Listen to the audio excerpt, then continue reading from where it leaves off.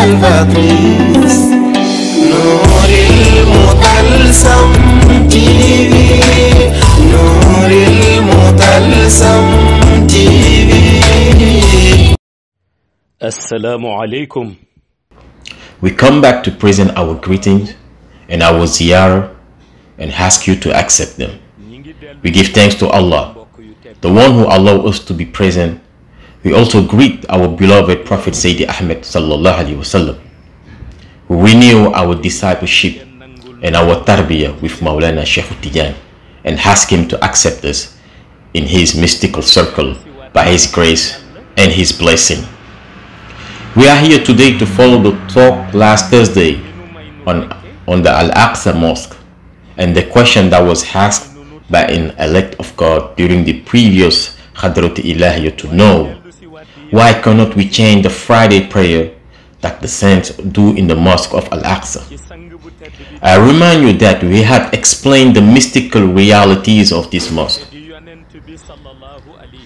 But for more clarification, we return to the previous talk. This mosque is a very important mystical representation at the end of time because of the relationship between Imam al-Mahdi and the Prophet Isa alayhi salam. If we look closely, we realize that all the secrets that Masjid al-Aqsa contains do not symbolize the meeting between the two missionaries that will take place inside this mosque. We had mentioned the existence of code mystically hidden inside Masjid al-Aqsa by decision of Allah. Only Imam al-Mahdi and the Prophet Isa alayhi salam have the power to decipher these codes, which will serve to restore order in the world at the end of time. These codes are divine names. They are wrapped to be protected in the bright white fabric, which is the one that Maulana Cheikh had on his majestic head, and which he removed and spread it out on the ground in order to welcome the Prophet Seydi Ahmed sallallahu alaihi wasallam during his visit to the desert of Samhun while he was reciting the zikr of Salatul Fatiha. This material contains realities of light. This is why Allah used them to envelop this mystic code that have to be break down by the Prophet Isa alayhi salam and the Imam al-Mahdi. The latter is a disciple of Maulana Cheikh. So these secrets are always to be part of the Khatmiyatul Maktub, which is the intermediate between the Prophet of Islam and the other prophets. Masjid al-Aqsa is officially the third holy land in Islam, but in the level of organization, it is the only mosque in the earth in which you have a clear vision in things. You can see the souls of 313 prophets of the 124,000 created by Allah who are going around the mosque permanently. These 313 souls are the souls of the Prophet who accomplished a mission in the world of Shahada and goes around the mosque of Al-Aqsa in the same way of the Muslim that accomplished the pilgrimage at Mecca around the Kaaba. This shows the importance of the Holy Land in a spiritual way. This mystical organization is due to the envelope of light hidden in the mosque in which the Prophet Isa must tear up and use it to allow order in the world of Shahada. However, the hidden envelope in the mosque of Al-Aqsa represents one part of the circuit that must tear up by the Imam al-Mahdi and the Prophet Isa alayhi salam. There are others hidden in the holy places in Islam. There is one in Masjid al-Haram, another one in Masjid al-Nabawiyya, and another one in Zawiyya Faiz in the pole, and finally there's one where Imam al-Mahdi lives. The one in Al-Aqsa Mosque is different from the others because there are the presence of 313 souls of the Prophet who turn from the mosque, and it will not be torn apart after the descent of the Prophet Isa alayhi salam, while the others will be shelled, torn, and used by Imam al-Mahdi as part of his mission before the arrival of Sayyidina Isa ibn Maryam. He will start first with the one of his place of residence, then that of Faiz, then at the Masjid al-Haram will be torn apart during his spectacular Hajj. That is why there will be several mystical manifestations before the people who accompany him, and finally the envelope of light which is in the Masjid al-Nabawiyah. When it is torn apart, everyone will recognize Imam al-Mahdi, so he will be accepted as such.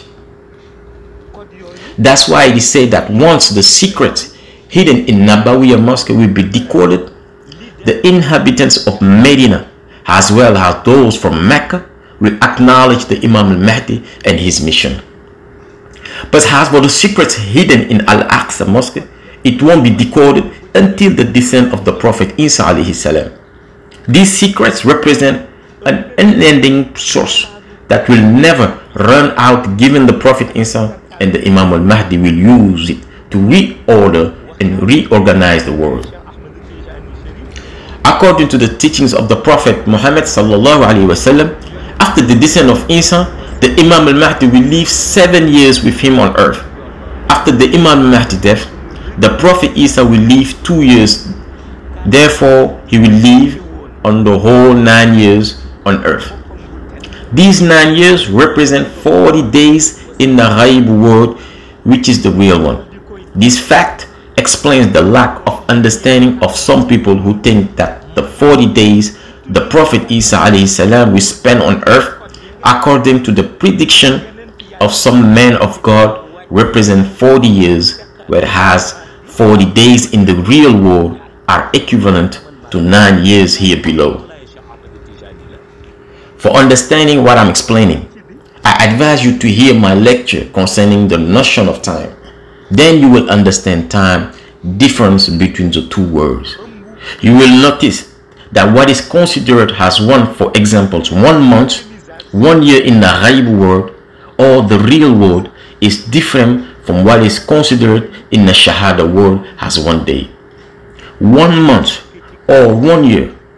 If you go to the Ghaib world and then you see the board on which it is mentioned that Isa alayhi salam will spend 40 days on earth, and you have the opportunity to live 9 years with him during his mission, you will therefore understand that Allah arranged his plan differently.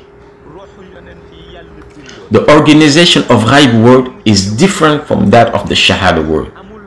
This is the reason why the Prophet Isa alayhi salam will spend much more time in Al-Aqsa Mosque, despite the fact that he is seen frequently in Mecca, Medina, or the place where the Imam al-Mahdi is. Many think that after the Imam al-Mahdi's death, the Prophet Isa alayhi salam will lead the funeral prayer directly. I have heard recently someone saying that the descent of the Prophet Isa alayhi salam will happen at the Maghrib prayer, whereas it will really take Fajr.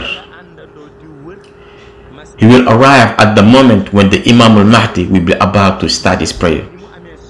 As soon as he sees the Prophet Isa entering with all the wisdom and the respect he incarnates, the Imam al-Mahdi will step back to let him lead the prayer. But the Prophet will refuse, moving back and saying, "You are the Amirul Mu'minun. Therefore, you are the representative of the Prophet Mouhamed sallallahu alaihi wasallam on earth." If we had found there the Prophet Mouhamed sallallahu alaihi wasallam, we would have stood behind him. We are all Islam missionaries. Then the Prophet Isa will recite the intention of praying, and the Imam Mahdi will lead the prayer on that day.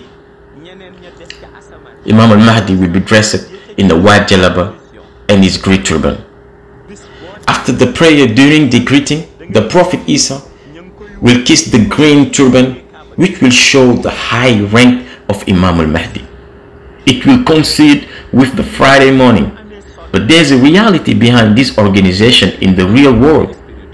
Before the 40 years of Imam al-Mahdi, in the world of Ghaib, the Prophet Isa will ask the permission to descend on earth to begin his mission to help the Mahdi to end the crisis and the disorder of the end of the time. He will repeat this request 3 times. The first request will be made to the 38 years old of Imam al-Mahdi. The angels around him will answer that it's not yet the time for him to descend. The second request will be made during the Mahdi mission, and the answer will be the same as the previous one. And finally, the third request will be granted by Allah. He will then descend on the white damask minaret in Syria. And finally, he will meet the Mahdi. At the funeral of the Mahdi, everyone will think that only the Prophet Isa should lead the prayer. But he will appoint the most senior saint of this time to lead the prayer, just as Imam al-Mahdi asked him to do when they met for the first time at dawn, and he refused. But the man in turn refused and gave the honor to the Prophet Isa as the direct to mortuary prayer of the Mahdi. The real world will consider that it is the holy man who will have lead the prayer, because it is he who has designed by the Prophet Isa, because the wishes of the Prophet are always granted, because considered as divine orders. After these funerals, Sayyidina Isa alayhi salam will live 2 more years to continue her mission, because he will have to live 9 years on earth, which represent 40 days in the real world. The 2 years finished, it will disappear one good day in Jerusalem. However, he will warn a few people around him. He will tell them that his mission is over and that he must return to the real world. When he informs them of his departure, he will put the right foot, then raise the left and disappear. So many of them, no longer seeing him, will think that he was raised to heaven while he was going to the Masjid al-Haram with his Inayatul Rabbani. At that time, there will be 19 men of God who will know that Isa was not raised to heaven. However, many Muslims will think that he returned to heaven by the insentient voices which he came during his descent. This confusion is due to the fact that the Prophet Isa has told a few people around him that he should return to heaven. Among the saints of the time, only 19 knew where he was actually at that time, and he will go there. Once arrived at the Al-Haram Mosque, they will also find it next to the rank of the Prophet Ibrahim alayhi salam, dressed in a yellow jalaba with a beautiful curly hair touching her shoulders. He will be seated with his eyes closed, his hands crossed and placed on his knees, raising his knees so that they touch his chest. After having found him like that, the leader of the 19 men of God will tell his peers that Isa has finished his mission. He went to answer the call of his Lord, so place you behind me. They place themselves behind him and they proceed the prayer. Muslims think that he returned to heaven while he is in the Mosque of Al-Haram. After this prayer, they found a suitable place to bury it, while at that time the place was tiled and they had to break the tiles in order to bury him. After that, the 19 men began to turn around the tomb of Isa as reciting the last formula which must be said by saints on earth. After finishing the recitation, each of them will take the Inayatul Rabbani in order to return to the respective base. From this moment, none of them will live more than 4 hours on earth. They will answer Lord's call within 4 hours of their return. It's the beginning of the apocalypse. The sea will rise, the wind will break, and the earth will begin to tremble. Then it will be said that life on earth is over, and it will be then the beginning of the apocalypse. So after the burial of Isa alayhi salam, the 19 men will return to their respective bases by not taking the plane, but they will take the Inayatul Rabbani. Before we ever notice that they have left this world, the sea and the wind will start to rise and the earth will start to shake. It will then be said to the beginning of the apocalypse. This is the organization of life of Isa alayhi salam and the mysticism of the Al-Aqsa Mosque and the realities which are codes hidden by Allah that Imam al-Mahdi and he will have to dissect.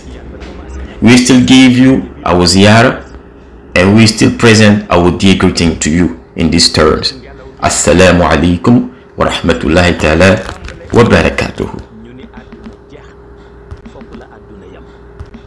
ci baatu assalamu alaikum wa rahmatullahi ta'ala wa barakatuhu. La lumière salvatrice, Nouril Mutal